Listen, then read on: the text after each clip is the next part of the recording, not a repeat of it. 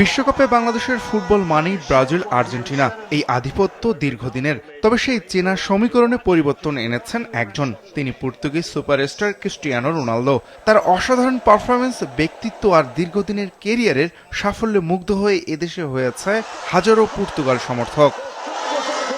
রাজধানী সহ দেশের বিভিন্ন স্থানে বিশ্বকাপে পর্তুগালের ম্যাচ দেখতে বড় পর্দার সামনে জড়ো হন অসংখ্য ফুটবল প্রেমী, গায়ে জার্সি, হাতে পতাকা।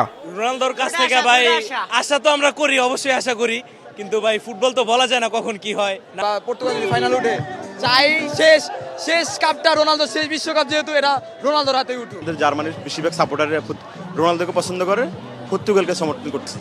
করবে ইনশাআল্লাহ। এবার বিশ্বকাপ নিয়ে পর্তুগাল। রোনালদো ফ্যানে পড়তে পারেন, সেজন্য পর্তুগালে গেলা দেখতে আসলাম, একজন রোনালদোর কারণে। আমরা অবশ্যই ব্যাক করব ওস্তাদের মায়ের শেষ রাতে। তবে বিশ্বকাপ মিশনের শুরুটা প্রত্যাশা মতো হয়নি পর্তুগালের। আফ্রিকার দেশ কঙ্গোর বিপক্ষে 1-1 গোলে ড্র করে রোনালদোরা। ফলাফলে হতাশ হয়েছেন সমর্থকরা। রোনালদো 14 বার টাচ করছে, ওরা রোনালদোরে বল দিচ্ছে না। খুব আমি হতাশ, ওরা কেন রোনালদোকে বল দিচ্ছে না? রোনালদো করে ফাস্ট দিতে চায় না, এই কারণে ওরা বিশ্বকাপ আগাইতে পারতেছে না।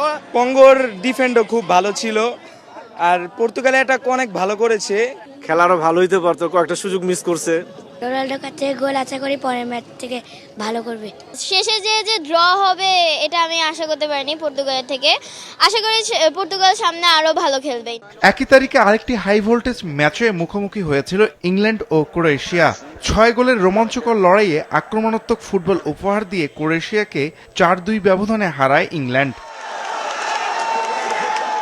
আর সেই জয়ের উচ্ছ্বাস ছড়িয়ে পড়ে ঢাকা বিশ্ববিদ্যালয়ের টিএসসিতেও।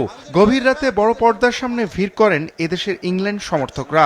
দলটা অবশ্যই স্ট্রং, এখন এটা তো পারফরমেন্সের উপর ভিত্তি করে যে এখন বাকিটুকু এক্সপেকটেশন তো অবশ্যই ফুল আছে, এখন বাকিটুকু দেখি কি হয়।